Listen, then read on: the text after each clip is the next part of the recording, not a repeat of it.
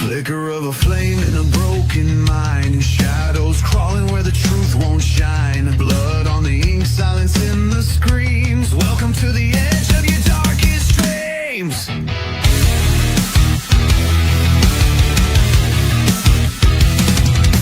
Scrolling through the wreckage, faces on the screen. Another name, another ghost caught in between.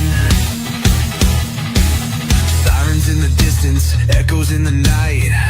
The facts get buried where the fear ignites. We chase the story, truth or myth. A cigarette burns where justice sits.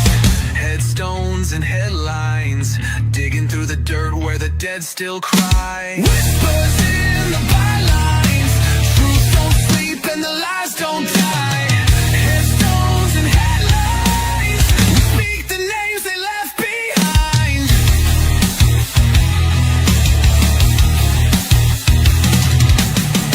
In the chains, dust in the frame, cold case heat with a soul to name.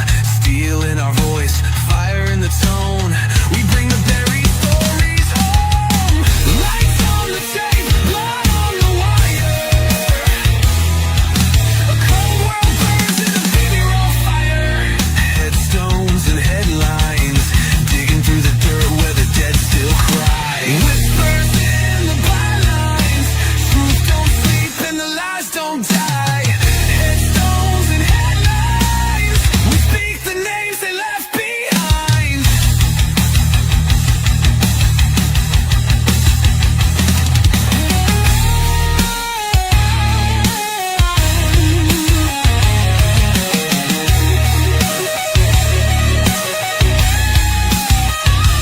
Can you hear 'em calling? Can you feel the silence crawl? We stare down the darkness and give a voice to them all. Headstones and headlines, digging through the dirt where the dead still cry. Whispers in the bylines, truth don't sleep and the lies don't die. Headstones and headlines, we speak the names they left behind. What expect the truth don't sleep and the lies don't die.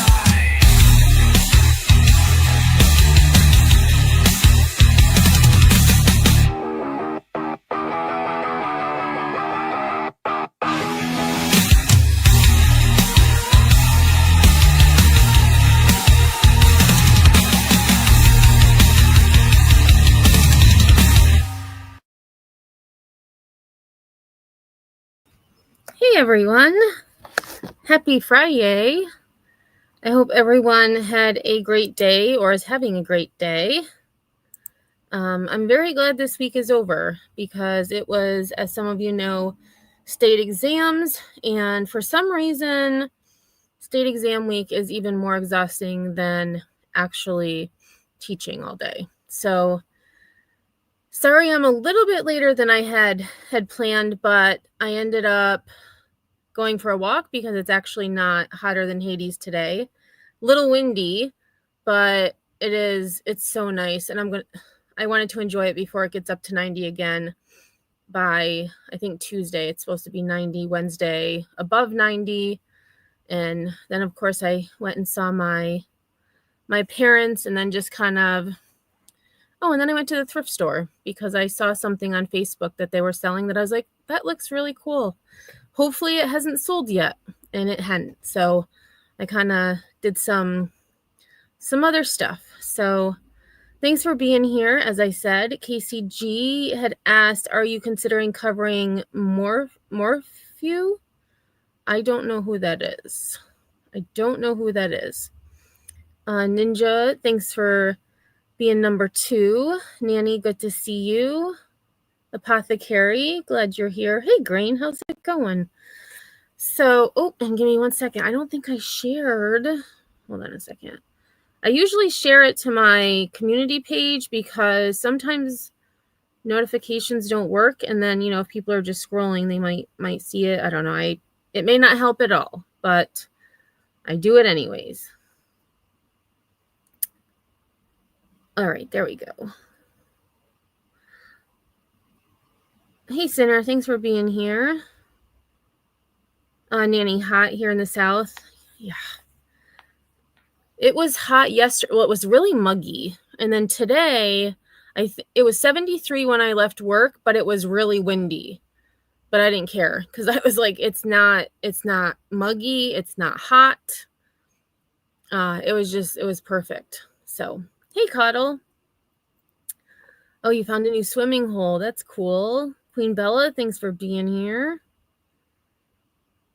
Okay, you and your grandson. Annie says, me and my grandson have been at the creek the last few days. He just went home. My nephew actually went to the creek yesterday, and they caught some crawfish. So I'm not sure if he's gonna like crawfish, but that's apparently what was for dinner. All right, so today we are going to talk about a few things. Most of the stories I have today are not as, I guess, tragic as most of my stories are that we talk about. The first story that is my thumbnail, Annabel Force. I had seen this story earlier this week, and I just add all of these stories to my watch later. And so when I was thinking about what I wanted to lead this live with, her story actually came to mind. Annabel was a 19-year-old who had just bought a $9,000 motorcycle, a Yamaha, a few weeks prior. I'm gonna hold my thoughts till the end, but she tragically lost her life after having a crash on the interstate. However, her bike was stolen before first responders arrived. So the question that her family is asking is, did they just happen upon this bike in the road and steal it? I don't know. That seems a little consequential. Or was someone following her, ran her off the road because they wanted to take her bike, not realizing that they would, throw her off the bike. Just so many strange things. It doesn't make sense. And the other thing that doesn't make sense to me is that this happened on June 8th, 2 weeks ago. Nearly 2 weeks ago. And the first article that I was able to find was from 3 days ago. So just this week, it's being, brought to the internet, so to speak. So just very bizarre case. So we're going to talk about that.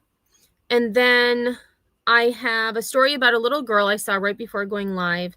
A 9-year-old little girl who was attacked by a shark, and she survived. She is the cutest thing ever. So we're going to take a look at that.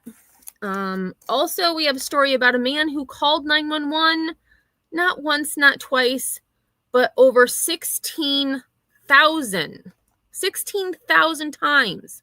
He was just arrested. I feel like he should have been arrested, say, 15,995 calls ago. The majority of those calls were on his neighbors. Aw, thanks, KCG. That's so sweet. Thanks for becoming a member. Welcome to the Stoners. I appreciate that. So we have that. And then the last 3 stories, we have a story about a bear who decided to break into a nursing home and crawl into bed with 2 of the residents. That is actually scary. I mean, it's funny, but it's not funny. It's only funny because no one was injured, no one was hurt. But he really he wanted to sleep in bed with, the residents.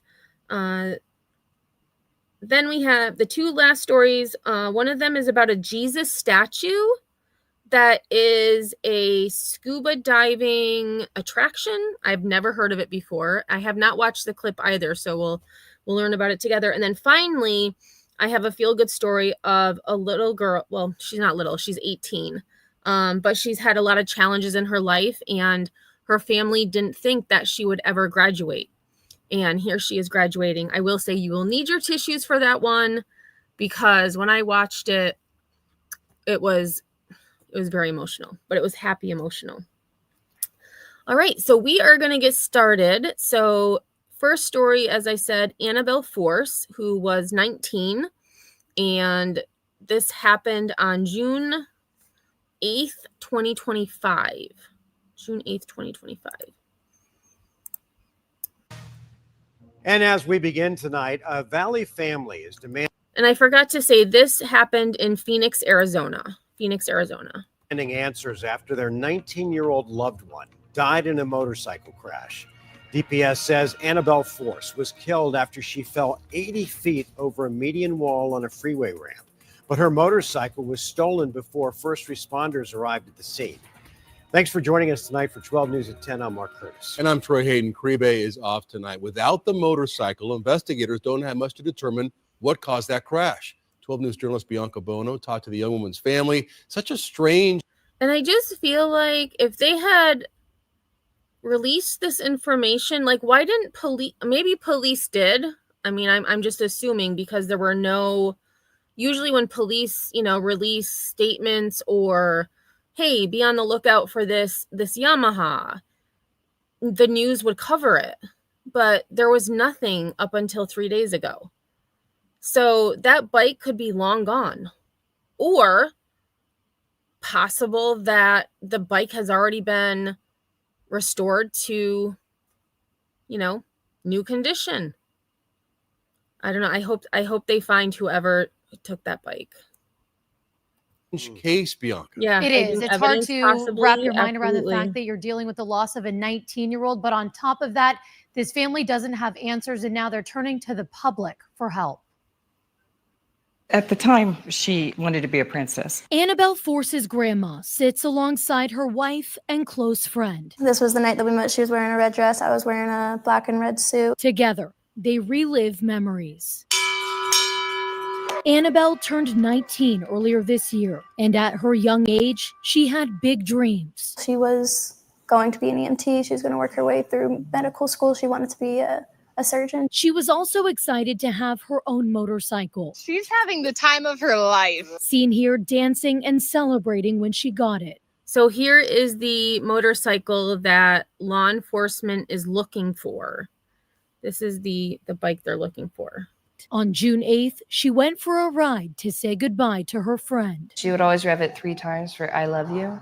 But Annabel's family says as she was heading back to the valley, riding eastbound on the I-10, taking the ramp to the 17 South, something happened, causing Annabel to strike the median wall and fall over 80 feet down. Her loved ones noticed her location wasn't moving. I called. I was trying to figure out if there had been any accidents on the road, and I was told that there wasn't. That's because shortly after the crash, officials say someone stole Annabel's motorcycle. And so then when I heard that, because they knew she had stopped moving, so I would assume that she had, something like Life 360 or, some type of app that would help her family know where she was. And, and so it took police 2 hours to find where Annabel was, because some idiot criminal stole her bike after she had an accident. And that's why, personally, in my opinion, I think someone ran her off the road for whatever reason, possibly to steal her bike. And unfortunately, she lost her life for it. So somebody out there has her bike, which remained on the ramp after she fell. Her bike was gone by the time the cops. Oh my gosh. Oh, am I sharing? Oh, I am. Okay. I was way behind in the live on my phone. I was like, oh my God, have I been talking to myself this whole time without the video? Okay. I'm good. I'm good. Thanks, Nanny Sharon. Member for 5 months. I appreciate that. Got there, they said that they sent out a patrol officer around 6:30 and he didn't see anything, and then they got a helicopter out there, and it took them a while to find her, but they eventually did. Finally, they found her body after 7 o'clock. And did the person who stole it have something to do with it? That's my concerns too. They also believe the damaged bike could help answer exactly what happened in the crash. It's why they're asking the public for help in finding it. A black 2022 Yamaha YZF R7. Please return it. As they cling tight to their memories of the 19-year-old with a big heart who wanted to devote her life to helping others, they hope to get the answers they need to help them heal in their grief. That's all we need, is just to have that closure of having her bike back and knowing what happened. Just so many questions in this case, and DPS says its investigation is ongoing. In the meantime, a GoFundMe page has been set up to help Annabelle's loved ones with her funeral costs. You can find the link to donate on our website, 12news.com. And I do have the link for the GoFundMe that I will... Have a nice vacation, YouTube tech support. Oh, speaking of, you had a different name, because I was going through, just a side note, I was going through our the channels that have been blocked on Sinner's channel. And YouTube tech support used to be another name related to Brittany J. So have a nice vacation. It's on me. All right, so GoFundMe. Sorry, I got distracted because as soon as I was going to paste the link, I saw, you know, a troll have to come in and, you know, when we're talking about something serious. All right.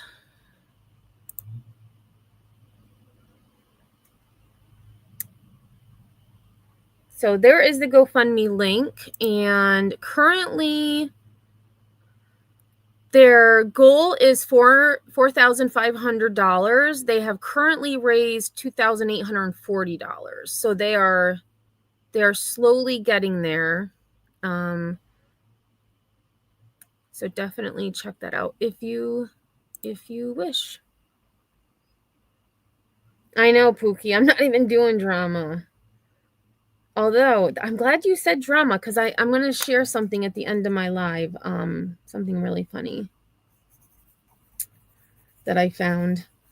All right, so back to this. I'm ABC 15 reporter Eleni Dow. Loved ones of a Phoenix woman are searching for answers after they say she crashed off of the stack with her motorcycle, and now that motorcycle is nowhere to be found. We're speaking with them and have their plea to the public.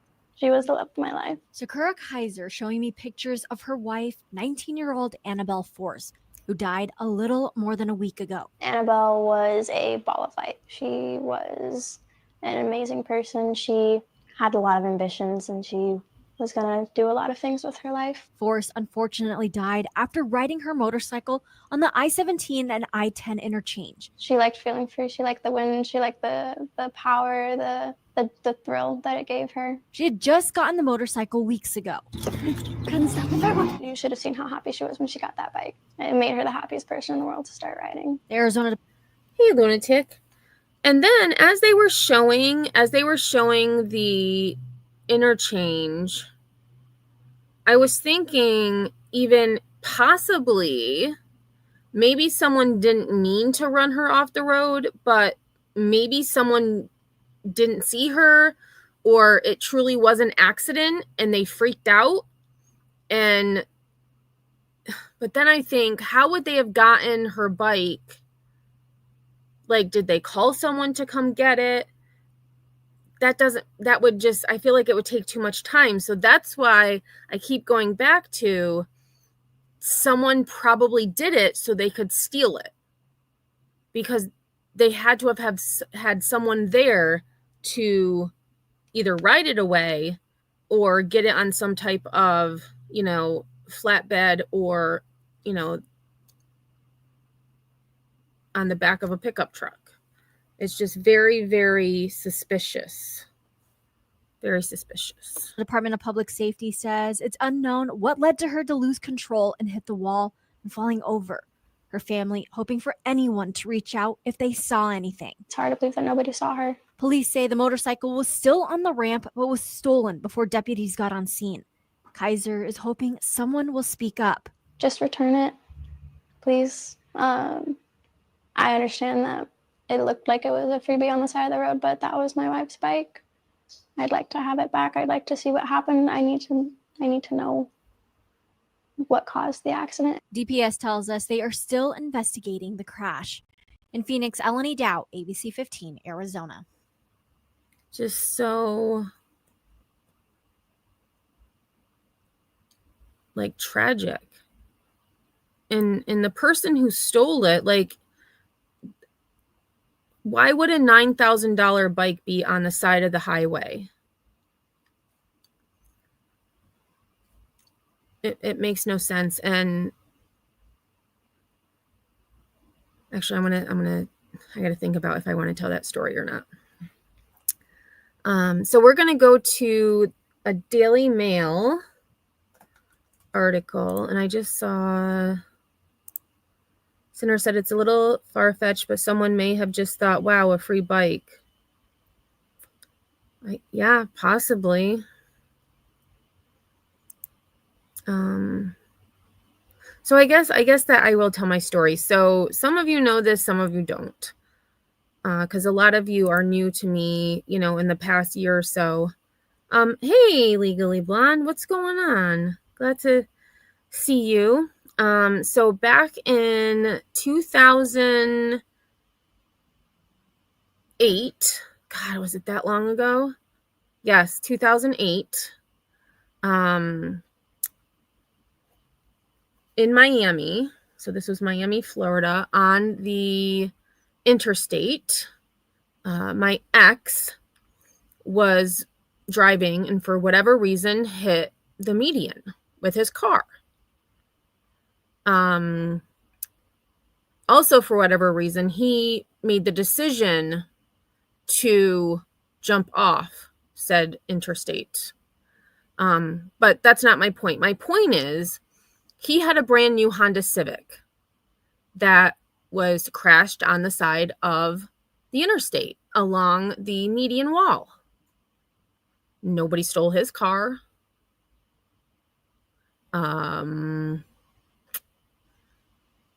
Just doesn't make it. It just doesn't make any sense that, I don't know. Honda Civics, people are always trying to steal them. Maybe not anymore, but I feel like it's one of the most stolen cars. And so, there's a car on the side of the road. Hey, there's nobody around. Let's steal it. I don't know.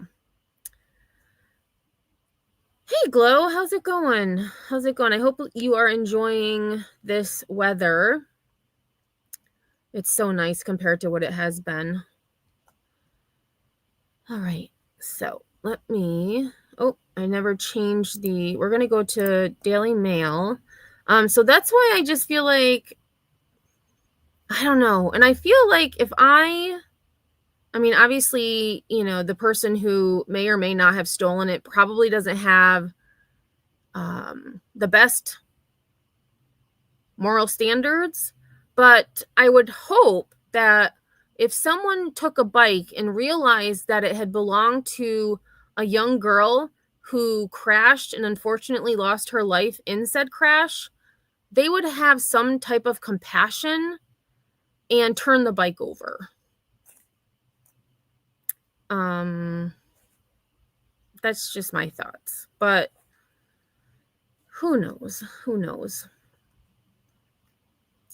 All right, so female biker's wife and girlfriend both stunned by what Eyewitness did after she died in crash. And with this article, they had said Eyewitness, But kind of like what Sinner was saying, it could have been someone who didn't see it happen. They just saw a bike on the side of the road and said, hey, what is this bike doing here? Let's take it. I mean, so I don't know why they said eyewitness unless they knew that someone actually had seen what happened. So it says Annabel Force was killed after she lost control of her motorcycle while on the interstate, flipped over the median, and fell to her death. But the pain of the 19-year-old's tragic death was exacerbated by an eyewitness who snatched her $9,000 bike from the scene within an hour of the June 8th crash. So is that saying that first responders, so that means it took them an hour to get to the scene. So I'm curious as to how long it was that her family, because it seems like the family knew pretty quickly that she wasn't where she was supposed to be. So they, tracked her location. So, I mean, and that kind of tells me maybe somebody did just kind of pass by and say, hey, there's a bike, let's take it.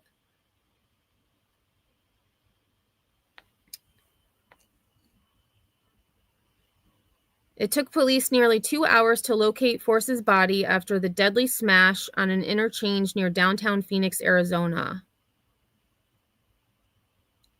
Her wife, Sakura Kaiser, 21, and girlfriend Ellie Siegmiller, 22, say the circumstances surrounding her death remain a mystery because the thief swiped a key element of the crime scene.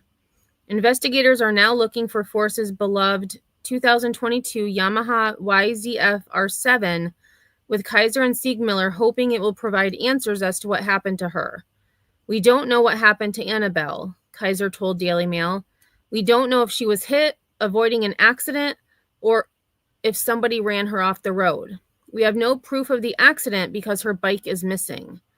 Kaiser and Siegmiller are heartbroken by Force's death, with the pair saying the world is worse off without her. Force and Kaiser eloped in May 2024, 2 years after meeting at their high school prom. They were inseparable since the day they met.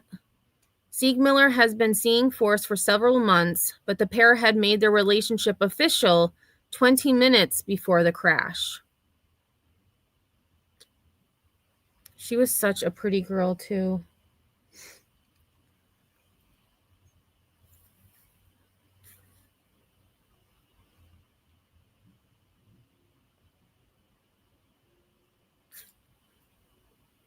Annabel asked me to be her girlfriend before that ride, Siegmiller told the Daily Mail.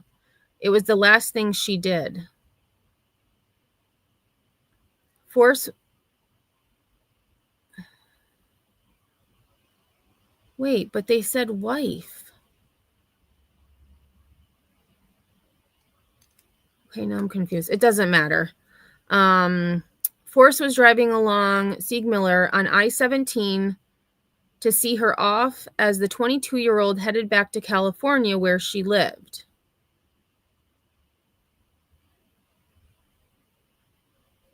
The pair went their separate ways after saying goodbye at a rest area, with Siegmiller explaining that Force was meant to call her once she made it home. She and Kaiser realized something was wrong when Force never phoned. They were also worried when they tracked her location and saw she was still near Phoenix. Police received a call about a, quote, bike with no rider on the freeway around 5:15 p.m. Okay, so that tells me that a witness must have called 911. They started patrolling around 6, but it took until after 7 for them to find her. So 45 minutes it took them to start looking. Annabel never called. She never made it home. I drove out to look for her around 7:35 p.m. and ramp was closed off. The police were there. Force's helmet was found at the scene, but her motorcycle was nowhere to be found, with troopers alleging it had been stolen before they even arrived.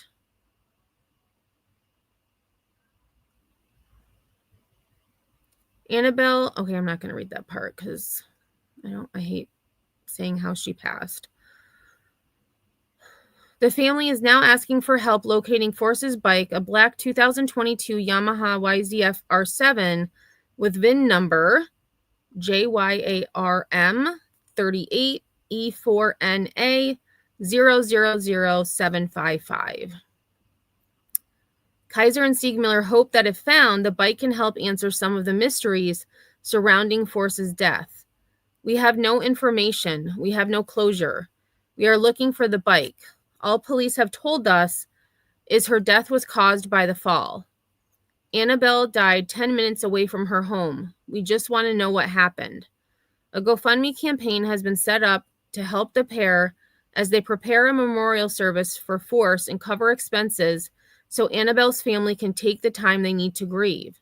As of Wednesday, the crowdfunder had already raised more than $2,400. Kaiser and her wife would want everybody to spread kindness. She added, Annabel wouldn't want anyone to hold a grudge against the biker community. She wouldn't hold the grudge. We're trying not to. We just want to sleep at night.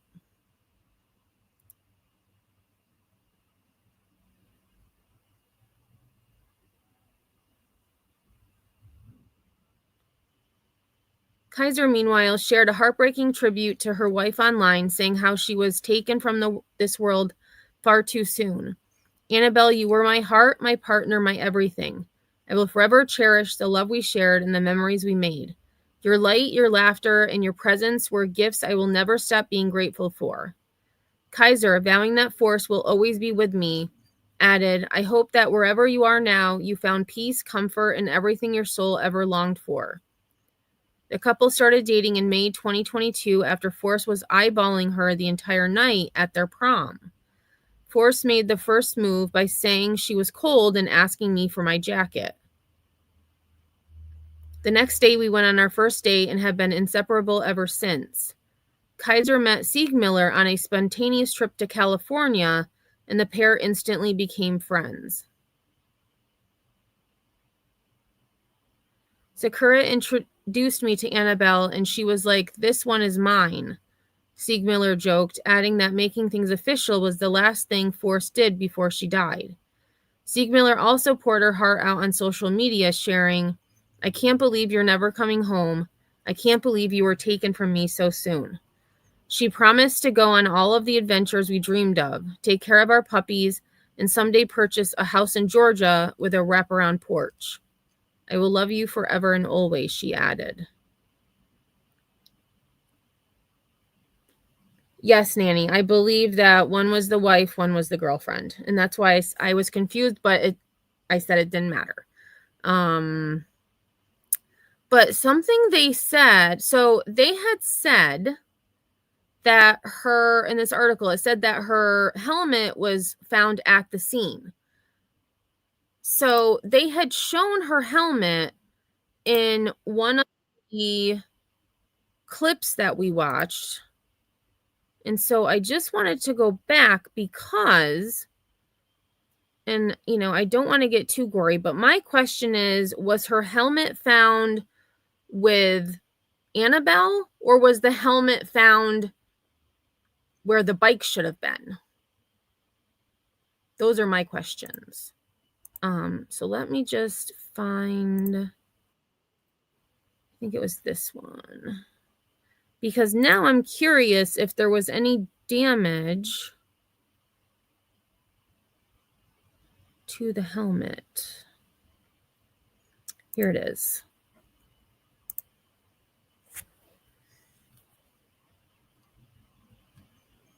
So here is the helmet. And, obviously to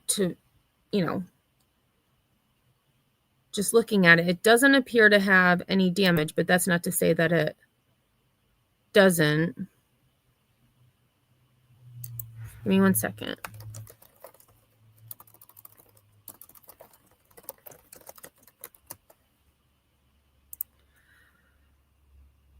So that's just something.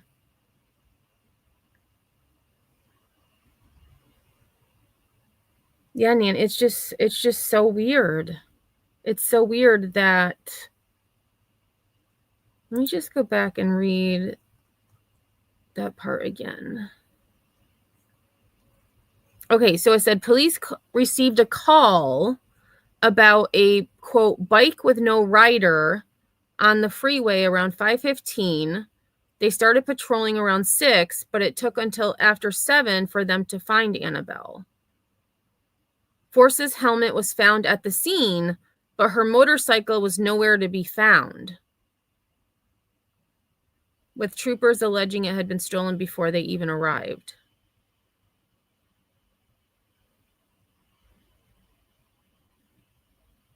It's just very strange. Very strange. It is under investigation, Nanny. They did say in one of the news clips that they are still investigating. It's just, it happened, for those of you who came in a little late, it happened back on June 8th. And the first article that I was able to find was from 3 days ago. So just this past week, the media has started to talk about it. And I just feel like that time, you know, if troopers thought that someone had stolen the bike, not to say that they didn't say anything, I just feel like it should have been blasted earlier.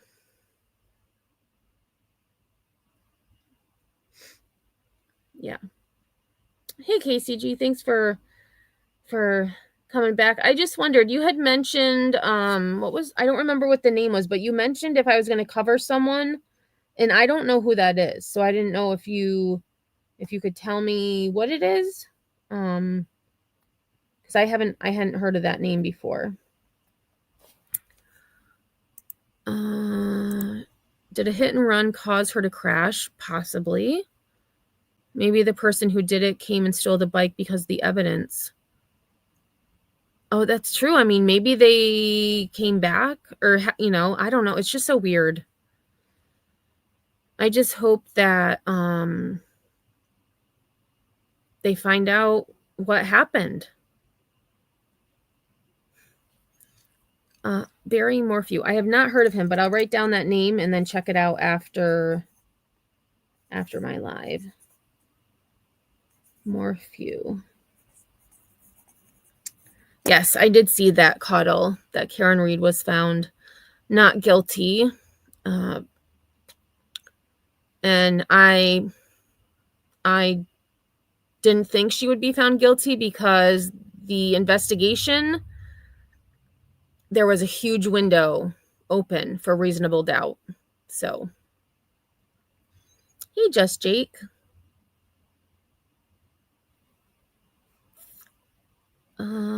All right, so we are going to move forward with the other stories that I have.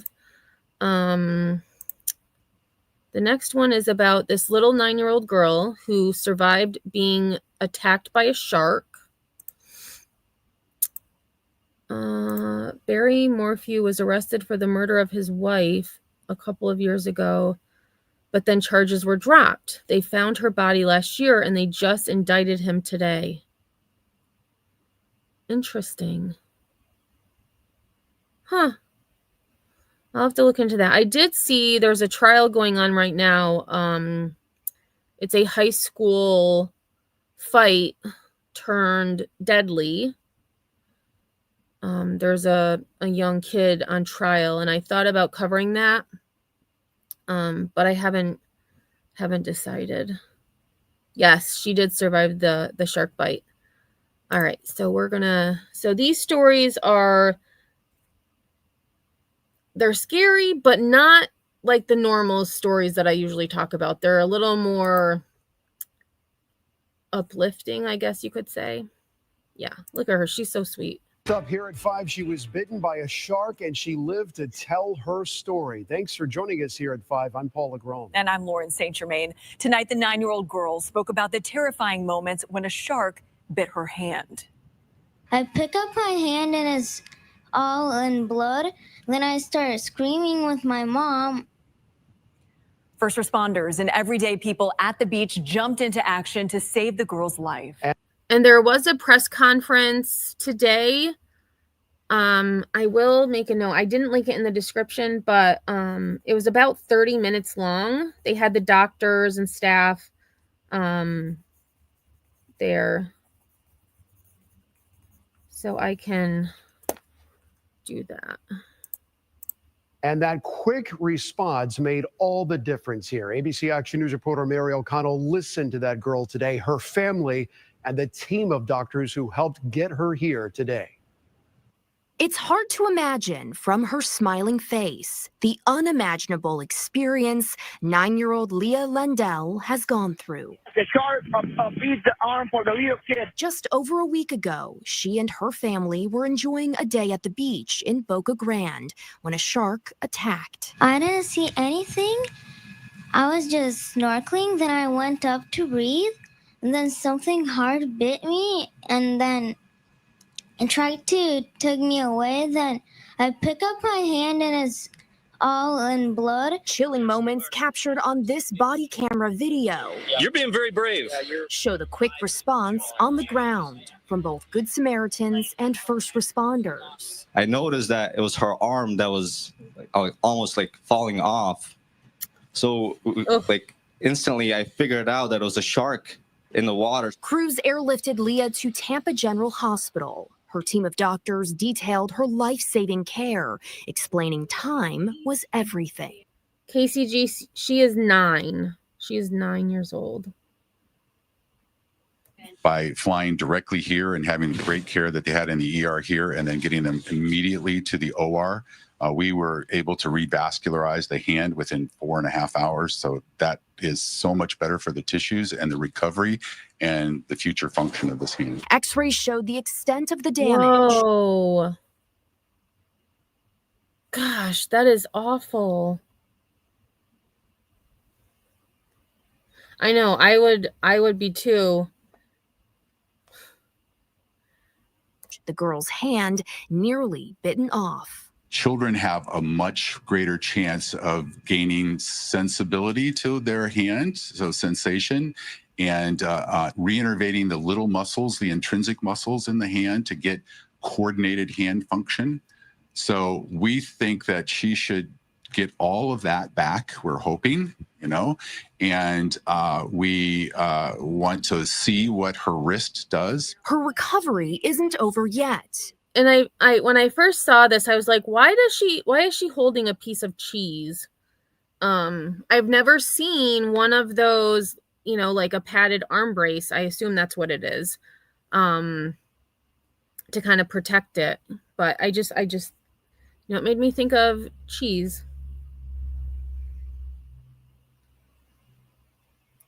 Yeah, and those doctors, KCG, vascularizing hands is not easy.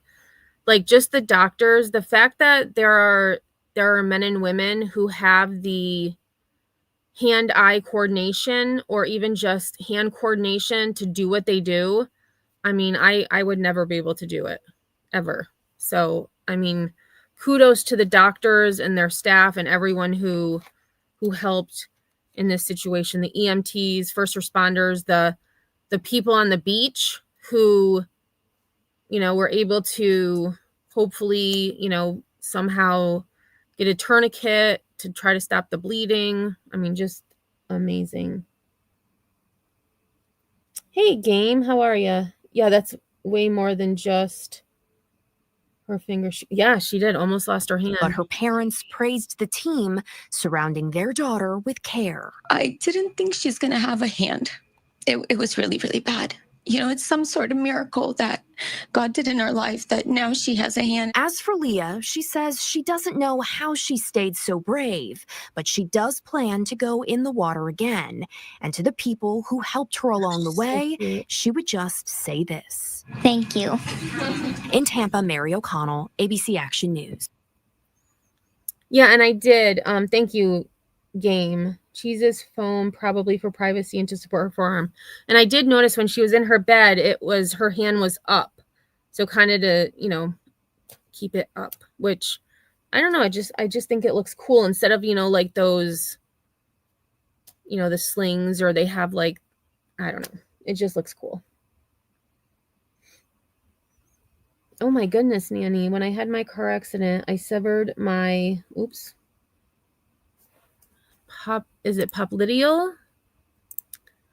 popliteal artery. They took a vein out of my ankle to reconstruct the artery. And that's the thing, like, it's just to have that ability. I mean, it's admirable. Thank goodness for these surgeons and doctors. Oh, gotcha, Game. They change holes to elevate her arm and she doesn't have to hold it up. So cool. So cool. I know. Isn't she so pretty? She's such a cute little girl. All right. So there it is. All right. So the next story is a little bonkers, and it's very serious, but it's funny because this guy called 911 over 16,000 times, and he was just arrested. And I think, why after 16,000 plus? Why not after, I don't know how often people call 911. He was having issues with his neighbors. Let's say, 30. That's still a lot. But 16,000, I can't even, when I was trying to figure that out, I'm like, that would have had to have been, depending on when it started, how many times a day was he calling 911?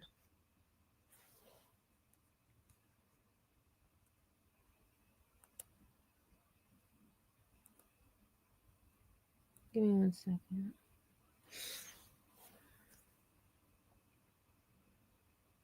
The little vein grows into an artery once the blood flows through. Oh my gosh. That's so cool. I never knew that. I wasn't good at science either. Science, history. The only thing I was good at was math. I did like to read, but I didn't like to read what they wanted me to read in school.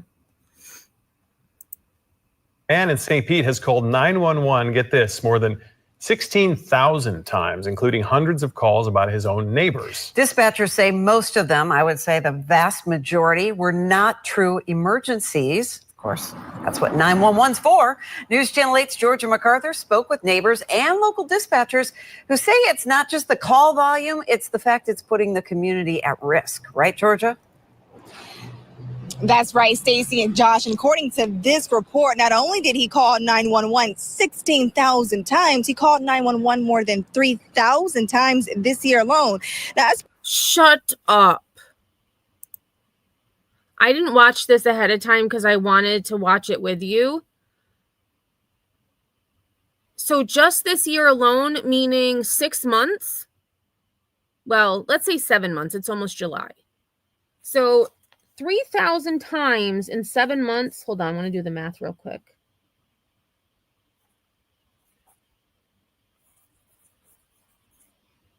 So that's like, on average, 430 times a month, which is about 10 to 11 times a day.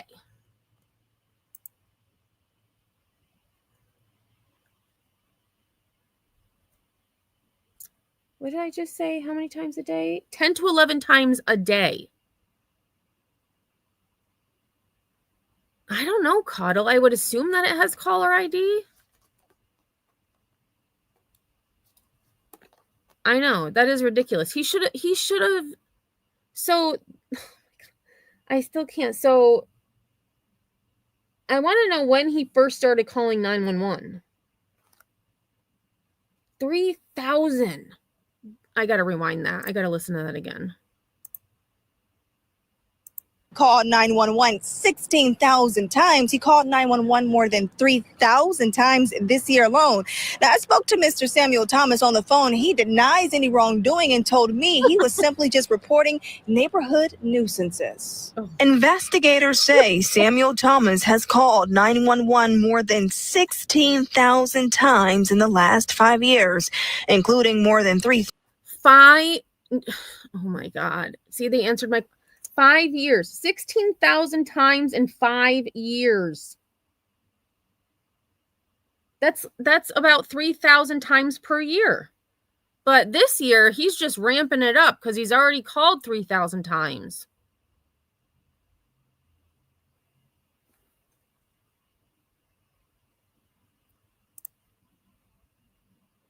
KCG says, I used to like listening to wacky 911 calls.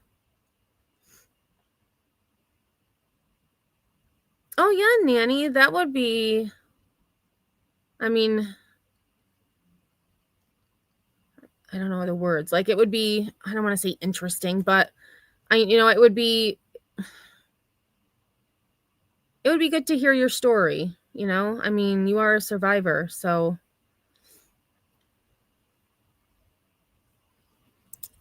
I still can't get over it. 3,000 calls just this year.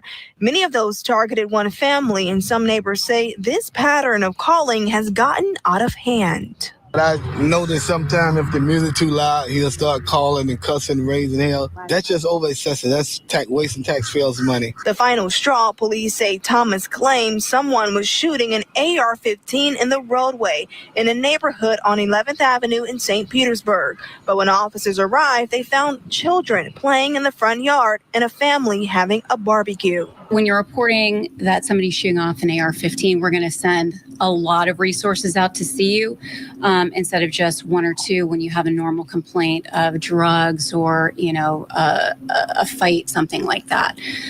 So it can be extremely dangerous, especially, I'm sure, for the neighbors. St. Pete Police, what's the location? You need officers? Dispatchers say there is no public safety reason to justify the more than 600 calls he's already made at one particular house in his neighborhood. He usually calls about. He called 600 times on one house.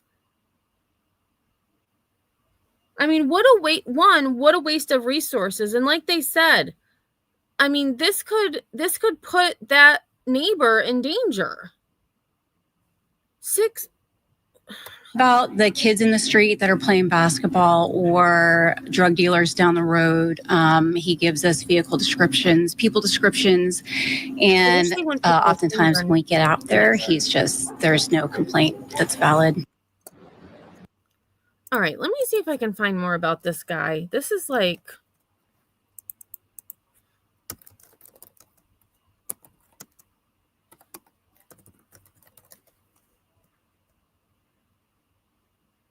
All right, so let's see. Let's see if there's any updates on this guy.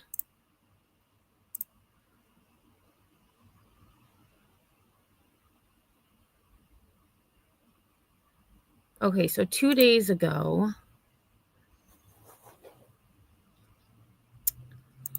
Okay, so let's see. This is from, I think this is new. So this is News Channel 8. St. Pete man accused of making more than 16,000 false 911 calls targeting neighbors. And I mean, just his face. I mean, his face says it all. Like, he's just over it. Like, just had enough. Annoyed. A St. Petersburg man is under scrutiny after investigators say he made more than 16,000 calls to 911 over the past 5 years, many of them not emergencies. Okay, so some of them were emergencies. Police say Samuel Thomas is responsible for over 3,000 calls this year alone, including hundreds aimed at one specific family on his street. I do notice sometimes if the music is too loud, he will start calling and cussing and raising hell, one neighbor told 8 on Your Side. Officers say the tipping point came when Thomas reported someone firing an AR-15 in the street near 11th Avenue. But when police arrived, they found children playing in a yard and a family enjoying a barbecue. You're reporting that somebody's shooting off an AR-15. We're going to send a lot of resources out to see you instead of just 1 or 2. It can be extremely dangerous, especially for the neighbors. Dispatchers said more than 600 calls have been made from Thomas targeting the same home, and most had no basis for a police response. He usually calls about kids in the street that are playing basketball. Okay, so this is what we heard in that clip. Or drug dealers down the road. He gives us vehicle descriptions, people descriptions, and oftentimes when we get out there, there is no complaint that is valid. When reached briefly by phone, Thomas denied any wrongdoing and said he's simply reporting neighborhood nuisances. Thomas has never been charged with misusing 911 before, but this week he faced charges of stalking, harassing, and misuse of 911 calling. He has since been released on bond. I wonder what his bond was. You know, do we have his channel link? Do you mean this guy or the other guy? So just the whole thing with the AR, like I tend to think that maybe it is,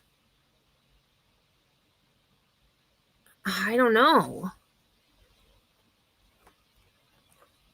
I mean, because that's the thing. Unless he just hates his neighbors and he's making up stuff, hoping that something happens to them. I mean, he could just be sinister. But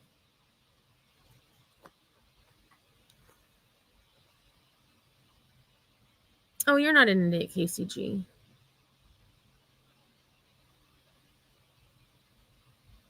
Okay, so Pookie says, sounds like my mom when she was trying to take Marissa away, she wouldn't stop calling DHS.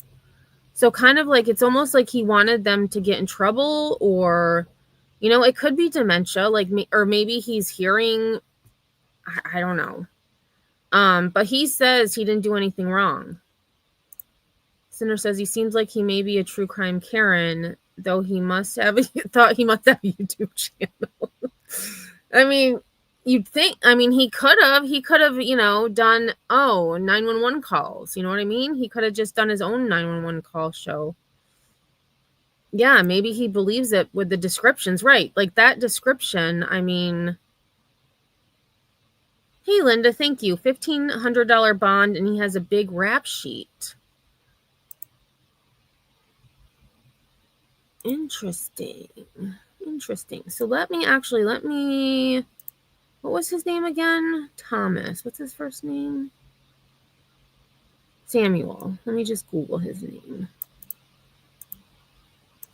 And good to see you, Linda. Thanks for being here.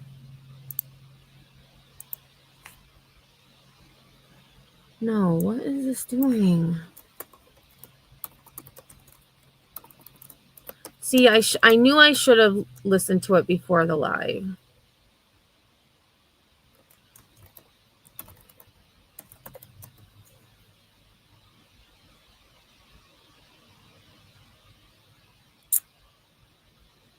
Oh man, he's on Facebook. He's all over. Oh, according to this, I don't know if it's the same Samuel Thomas, but there is a Samuel Thomas in St. Petersburg that's 72 years old. I feel like that might be him.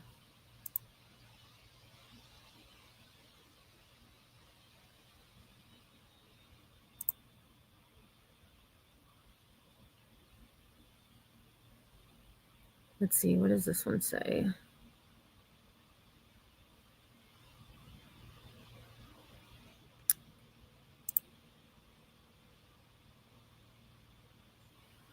so this one's saying the same. Okay, so here's someone had said a woman living at the property, which I assume is the house that he keeps calling on. It says, the woman living at the property, Anquinette Peterson, 34, told officers her family has had, quote, hundreds of police interactions due to Thomas's calls. She also claims Thomas frequently stops outside her house to shout obscenities. Police concluded that the calls were part of a targeted effort to harass the Peterson family rather than legitimate concerns. I wonder why he doesn't like them. According to a report, officers determined that Thomas was deliberately using the emergency system to intimidate the family, and they arrested him for stalking and filing a false report. He is also facing a charge of resisting arrest after allegedly struggling with police during the incident. Court documents reveal that Thomas has no known mental health conditions, nor was he under the influence of drugs or alcohol at the time of his calls. Authorities noted that the sheer volume of calls, averaging over 600 already in 2025, cannot be justified by public safety concerns. Though he has never before been charged with misusing 911, he does have a criminal record that includes battery, DUI, marijuana possession, disorderly intoxication, and passing bad checks. He has pleaded not guilty to the current charges and was released on $1,500 bond. Peterson says she is pressing charges because she fears the harassment could eventually become dangerous. We're emotionally drained, she said, citing the toll on her family's well-being. In a brief phone call, Thomas denied any wrongdoing, claiming he simply reported neighborhood nuisances. He also described himself as ex-military and said he planned to speak further with reporters at a later time.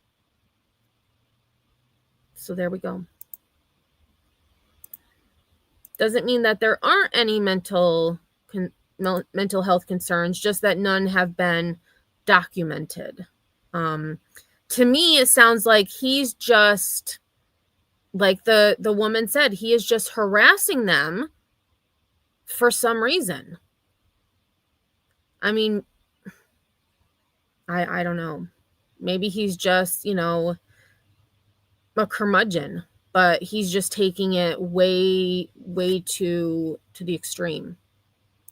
I don't know. Right, Nanny, or he was just an angry man. Yeah.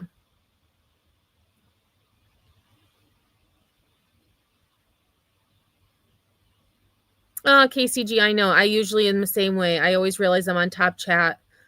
And then I'm like, man, I missed a lot. Yeah, Nanny, I think you're right. There probably is a lot with people on YouTube, for sure. For sure. All right, so I will keep an eye on Mr. Thomas here, because I would like to follow his case. Hopefully they I don't know, maybe it'll be televised. Never know. Oh, curmudgeon. KCG, you know why I said that word? Do y'all remember that movie, Grumpy Old Men? That's where I learned the word curmudgeon from. Grumpy Old Men. With Walter Matthau, and it was Jack. What was his name? Jack something? Walter Matthau and Jack. I don't remember his last name, but they use the word curmudgeon. And that's where I learned that word. Jack Lemmon. Was that his name? That just came to me all of a sudden. Serendipitous. Jack Lemmon. Okay, I was right. It came to me right at the end there. Great movie too. Great movie. I was a big fan of Walter Matthau.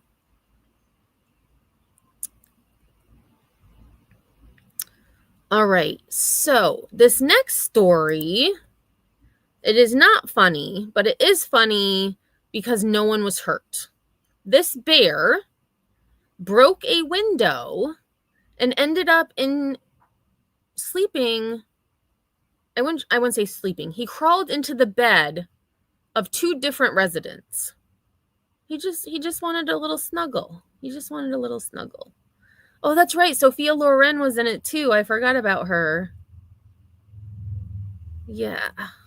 Such a good movie. Such a good movie. Now to a Channel 11 exclusive at 6, a bear break-in. This is the bear that smashed through the window at there's a no local closed nursing captioning. home Dang and it. crawled into the beds of 2 residents. The nurse on duty came face to face with this cub. I got up and I seen Oh, it was a okay. bear coming down the hall towards me. But still, I mean, I thought it was like an adult bear. I guess it was a cub, but still, where there's a cub, there's a mommy. That is pretty scary. 11's Andrew Havranek is in Indiana tonight with the sweet treat she used to get the bear out of the building. This bear trap here is behind the St. Andrews Village here in Indiana County. The bear that is now in this trap was actually in the skilled nursing center on Tuesday. Employees were able to get it out, and this morning, that bear was caught. Take a look at this video. A black bear cub sat in a trap in Indiana County Thursday afternoon after it broke through a window at St. Andrews Village skilled nursing home just after 11 o'clock Tuesday night. Charlene Elliott was one of the lead certified nursing assistants working. Maybe he was looking for his mommy. And I think it was Caudle had said earlier, a new twist to Goldilocks and the Three Bears. KCG says, sounds like a fun Tuesday evening. Good thing they weren't playing bingo. Ben, the two of us, we look no more. This bed's too lumpy. This bed's too soft. And this bed's just right. I know. Maybe that's why he ended up in 2 different beds, because the first one wasn't good enough. Or maybe the resident was like, nope, not sharing with you. Nope. I was sitting there at our nurse's station and I heard a big crash. So I thought it was one of the aides that fell. And I got up and I seen it was a bear coming down the hall towards me. These pictures show where the black bear got in. You can see claw marks on a windowsill, and in this picture, shattered glass. Going through my mind was get the thing out of here. The bear was inside for about 15 minutes running through the halls. And I told him. I mean, I think it would be less funny if it wasn't a cub, like if it was a big bear. But the fact that it was a cub and it's a little bit smaller and it's just running through the halls, like, catch me if you can. Never gonna catch me. I mean, it is freaky though. Like I would have been terrified if I was in that situation. Them all to shut the doors, get the doors all shut. The bear even went into some residential rooms, even getting into a bed with 2 people and coming nose to nose with 1 man. Please do not move, touch him, because he would have mauled him. I mean, he could have just. That's true. He could have. She said one resident wanted to feed it. She's like, well, go ahead and give it my sandwich.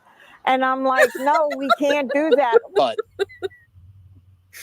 that's so cute. I got to listen to that again. One of the residents was like, just give him my sandwich. Oh my gosh. So cute. I mean, he could have just one swipe. She said one resident wanted to feed it. She's like, well, go ahead and give it my sandwich. I know. I'm like, no, we can't do that. But they did use Rice Krispie treats to lure the bear out of the building. Elliot said they also used a walker to push the bear toward the door. Here's a photo of it running away from the building. The Game Commission set up a trap using donuts and pastries and caught the bear this morning. Wow, donuts and pastries to catch the bear. Good thing no humans, decided to get a snack.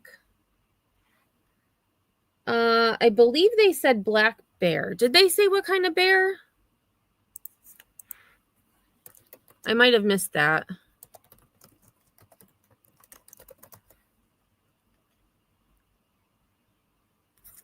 Okay, it says, I just Googled it. It said it was a juvenile black bear. Juvenile black bear.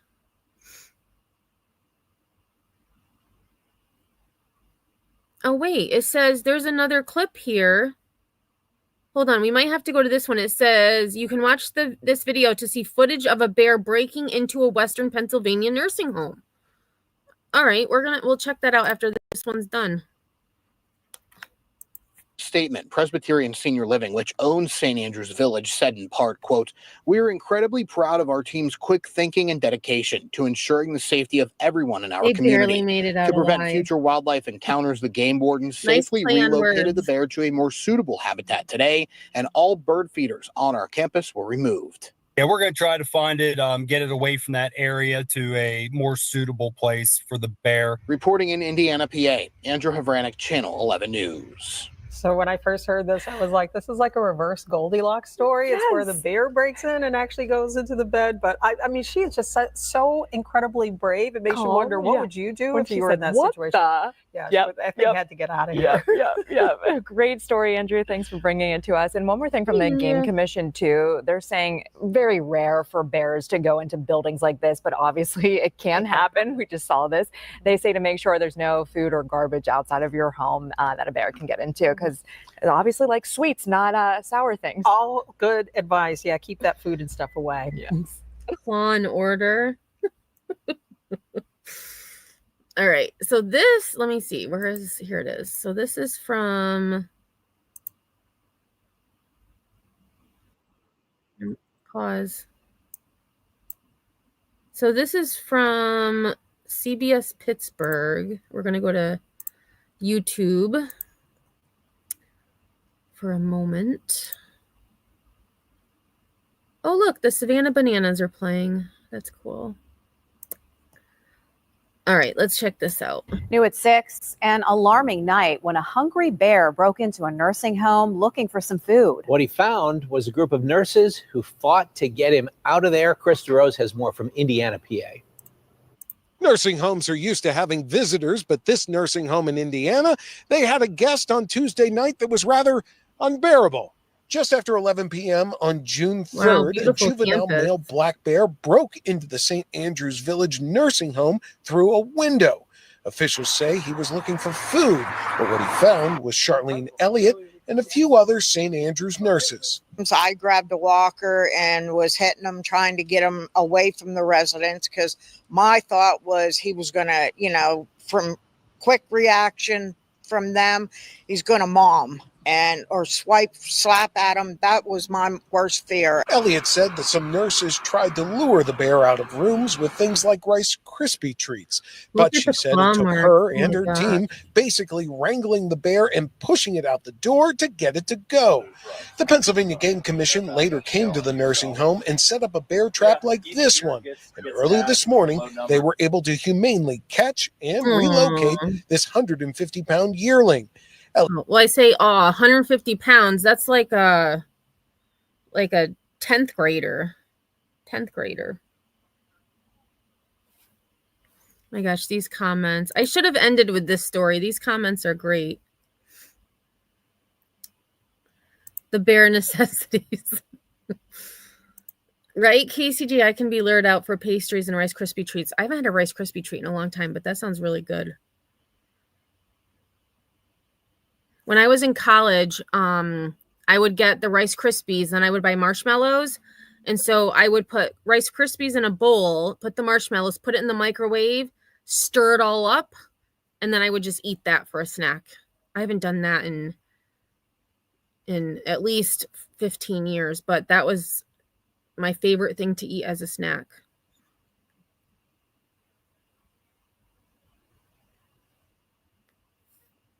Let's see.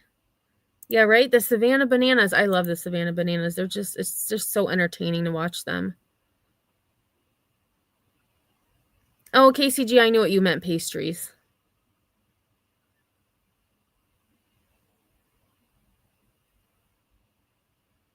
Green says, I've come literally face to face with black bears. They're more scared of us. Yeah. Marshmallow. Oh, I've never thought about that, Nanny. The marshmallow cream.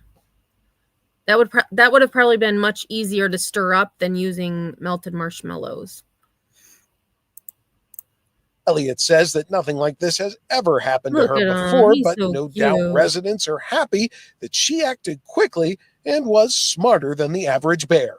I feel that I went above and beyond for my residents, and that's the way I feel. I would put my life on the line for them, and pretty much I did. Now, the Pennsylvania Game Commission, they say there's no real playbook for a situation like this, but they say if you do find yourself in a situation like this, always protect yourself and try and make sure there's an open door for the animal to go out. Reporting in Indiana, Chris DeRose, KDKA TV News. Such a cool story. Such a cool story. All right, so we've got two more stories. This one, we're going to change gears from the bear, although I wish I would have saved the bear one for last because that was actually a much better story than I had anticipated. So this one, I have not heard of this before. There is a 1,000-pound Jesus statue that had fallen down, but it has been uprighted on the ocean floor at popular dive site off Florida coast. I have not heard of this, but it does seem pretty cool. An underwater Jesus statue.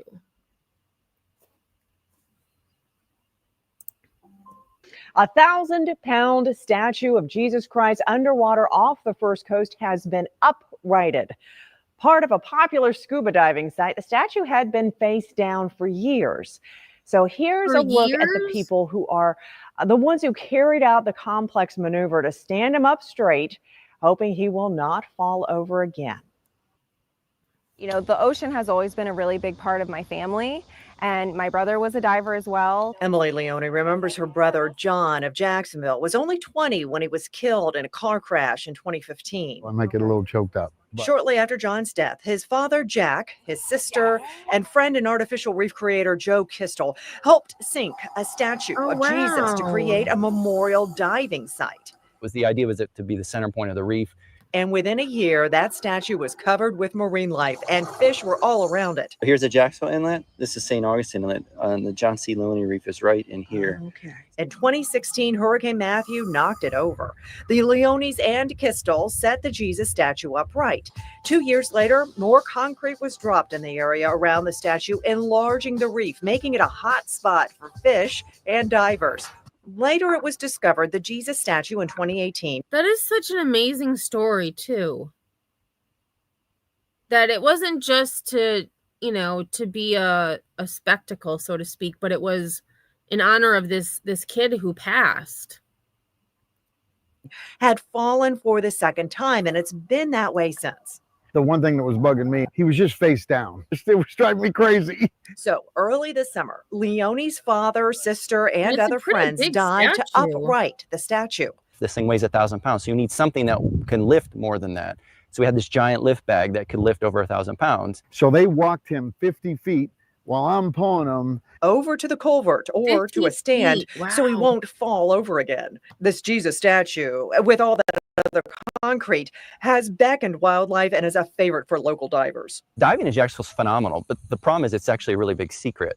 So it's not a secret lot of people anymore. Don't know about it. We do think that there is a growing interest. I'm personally trying to do outreach to promote what reefs we do have here, to share all these really neat sites, to encourage diving. As for the recent resurrection of the Jesus statue, I think John was with us helping us. He's crazy about it. You know, it's serving its purpose as a memorial site, and the reef is a fully functioning ecosystem. Through my brother's death, there's still life. That is amazing. That is amazing. It's a famous landmark for diver friends of mine. Yeah, I never knew about it. Yeah, KCG, kind of like sunken boats. Yeah. But this was, they put it there on purpose. And the fact that it's, a great part of the ecosystem. So cool. So cool. All right, so we have one last story, and this one I will say is, you may need your tissues because I needed tissues. If Pookie is still here, I sent her the story when I first saw it, and I knew I wanted to use it in one of my lives. This little girl, well, I keep saying little girl because she's small for her age, But she is such an inspiration, and just, you know, the fact that her family didn't think she would make it to 18, and here she is graduating and she was able to walk across the stage, which so cool. But I'm going to let her tell her story. So this is such a good one. Such a good one.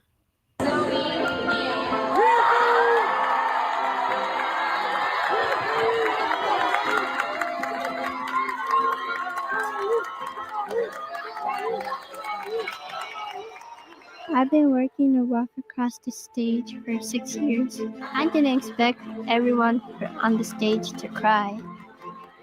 And they have always seen me in my wheelchair and never actually walking before. So I think just surprising them really motivated me.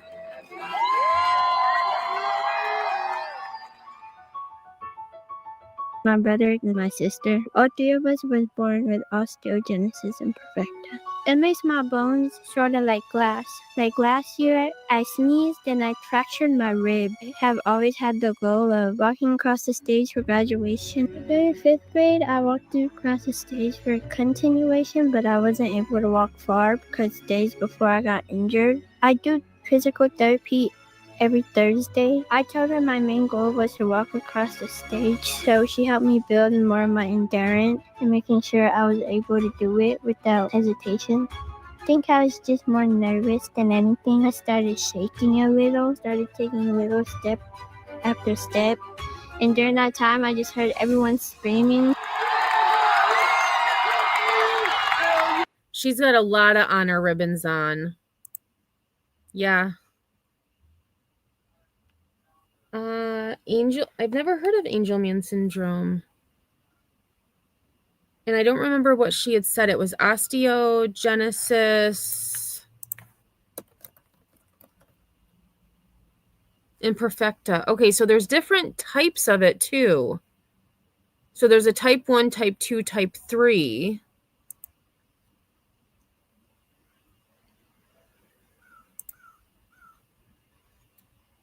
So it says osteogenesis imperfecta is a genetic disorder characterized by fragile bones that break easily.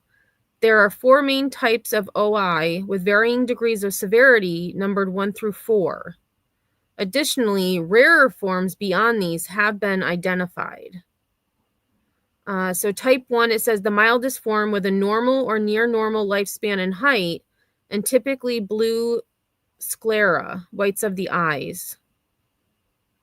Type 2, the most severe form, often leading to death in the perinatal period around birth due to severe respiratory problems and multiple fractures. That is so sad. Type 3, a severe form with bone deformities, short stature, and fractures that can occur both before and after birth. Type 4, a moderate to severe form with bone fractures, bowing of limbs, and potential for short stature, but typically with normal sclerae? I don't know how to pronounce that word.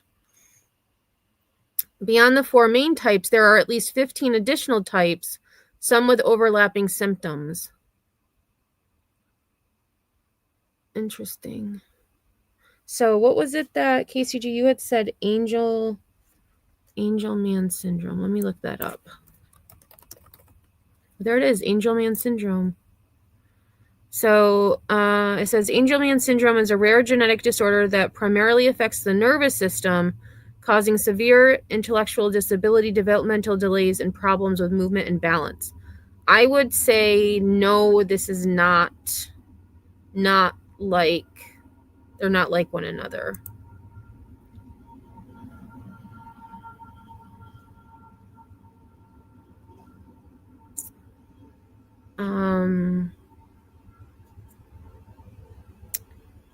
It says Angelman syndrome is caused by a genetic change in chromosome 15. Most often a deletion or mutation in the UBE3A gene.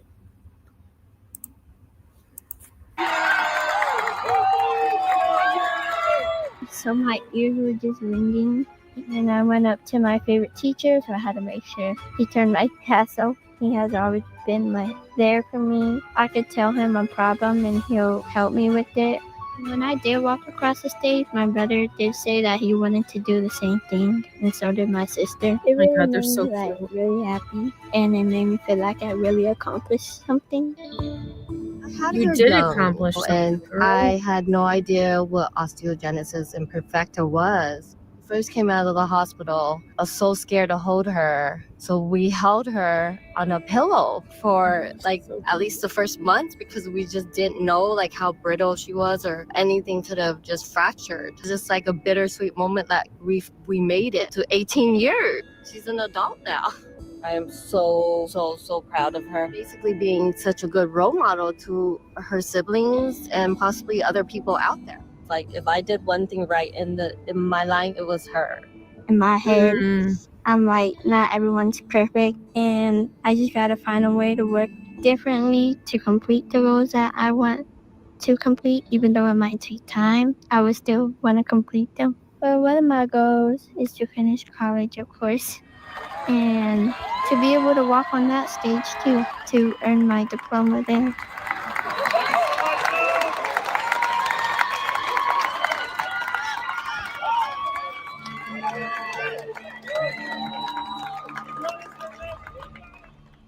Such a good story. Such a good story. I know, Linda, right? What a beautiful soul. And she's doing it with a smile. Some need lessons from her. And I feel like I would have been one of her, I would be emotional too, either way. But the fact that she said that her teachers have never seen her walk, she's always been in her wheelchair. So I would feel like I would expect, okay, she's going to graduate. But then to see her stand up and start walking, that would be a hit right to the gut. Wow, how cool. How cool. Yeah, so this was a good live. I really liked that bear story. And I'm definitely going to keep an eye on the man who called 911 16,000 times. And I will also keep an eye out to see if and when they find Annabel Force's motorcycle, because somebody knows where it is. Somebody knows where it is. And I just hope that they see these news stories, and even though they may have taken it, that they have some good in them and decide to give it back.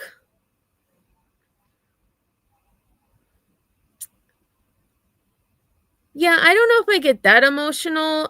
For some of them, when there's always those students who you're they have, either a rough home life or they've had different struggles, and you just see them and you're like, wow, yeah, you're proud. So proud. Yeah. So thanks everybody for being here. I do appreciate it. Actually, before I forget, I just remembered I had a poll that I completely forgot about. So oh no, I didn't do a poll today, did I? Dang it. I thought I did. Nope, I didn't. Well, oh well. Oh well. The one day I remember about a poll, I don't have one. I don't plan on going live tomorrow or Sunday, but you never know. So make sure your notifications are on. One thing I did look up earlier, I looked up Travis Decker because I keep checking sporadically throughout the days to see if they have any sightings of him. And there was an article that said that the sheriff is afraid that sympathizers are helping him. Let's see. Let me see if I can find that article I had read yesterday.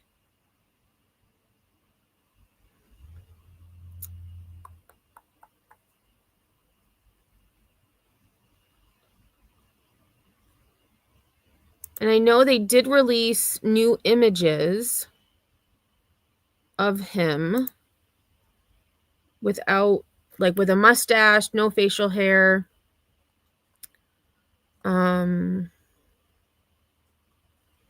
Actually, let me show. Here we go. So we'll go to CBS News. They have the new images. So I'll share this and then we'll go.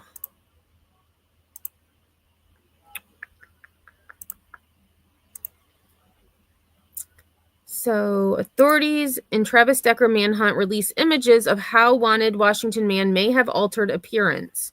And this was from Wednesday.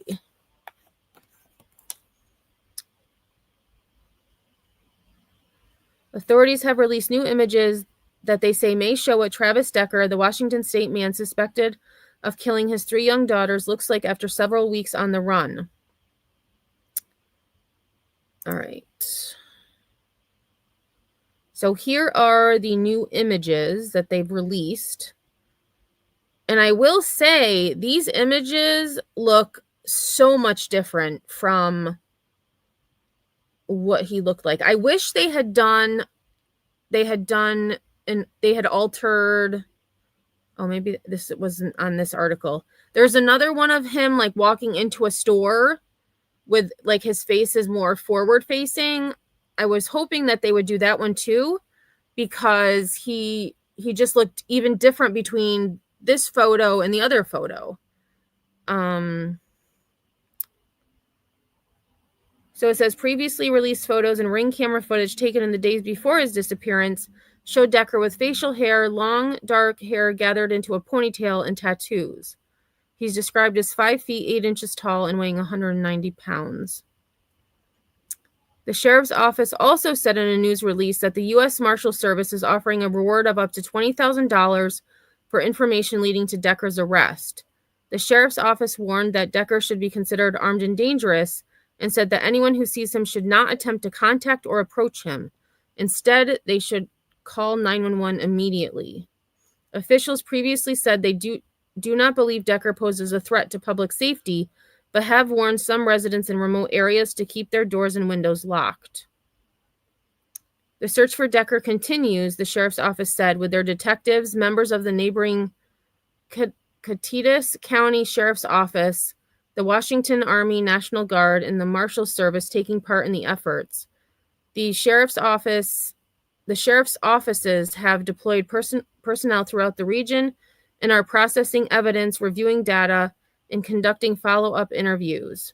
The Chelan County Sheriff's Office search and rescue and air support units have also been engaged in the investigation. The Cadiz County Sheriff's Office, which has experience searching for suspects in the woods, has placed numerous resources on the ground and in the air. The National Guard is providing air assets, conducting air surveillance, and moving personnel into remote areas for tracking and searching. The Marshal Service has taken the lead role in the search for Decker. So there we go. And I find it interesting because last week they had said they had him surrounded.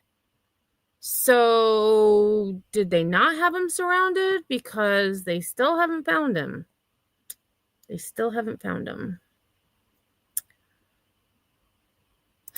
You know, I mean, look at Kohberger, Queen Bella. I mean, Kohberger, Ted Bundy. I mean, there's people out there that will. Yeah, it was a good live. I really, and sometimes I'm like, Like sometimes, it's always like after a lesson I teach, I'll be like, oh, I could have done this better, or maybe I shouldn't have done that. And so I always kind of reflect on my lives. And this one, I really liked this live.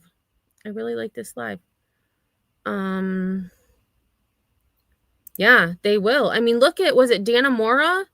That woman who helped those 2 prisoners escape. Yeah, Dana Mora. There's sympathy. It's just, there are people who like, oh, we need to help him. Duh, But yeah, anyways, thanks everybody again for being here. I do appreciate it. Be sure to have your notifications on if you are watching the replay, #replay. And if I don't see you on these YouTube streets, I will see you on the flip side.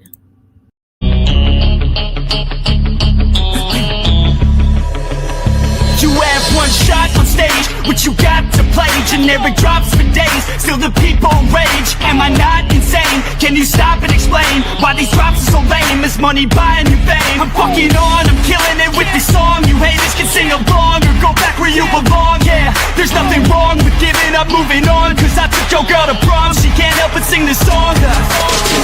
Comes on, till the lights go out, till my legs give out. Can't shut my mouth, till the smoke clears out. And my high progress, I'ma rip this shit till my bones collapse. Till the roof comes off, till the lights go out, till my legs give out. Can't shut my mouth, till the smoke clears out. And my high progress, I'ma rip this shit till my bones collapse.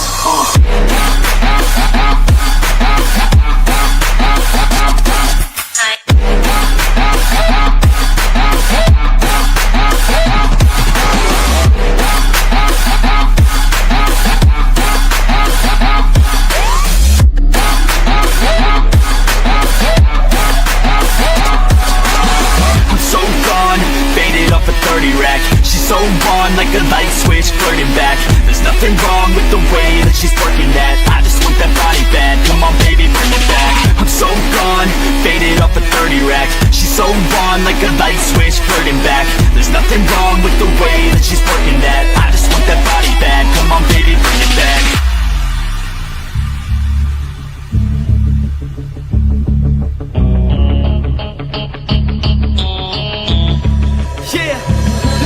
I rap with a passion, yeah, I got it in me. I've been waiting quite a long time for y'all to hear me. It's about damn time you put some stock into me. You're either sponsoring me or fucking bothering me. And the fact is, we just practice on this madness. That is why our status is like a canvas. Chances our advancement is enhancing, and this new expansion's like a mansion. Comes off till the lights go out, till my legs give out. Can't shut my mouth till the smoke clears out. And my high progress, I'ma rip this shit till my bones collapse. Till the roof comes off, till the lights go out, till my legs give out. Can't shut my mouth till the smoke clears out. And my high progress, I'ma rip this shit till my bones collapse.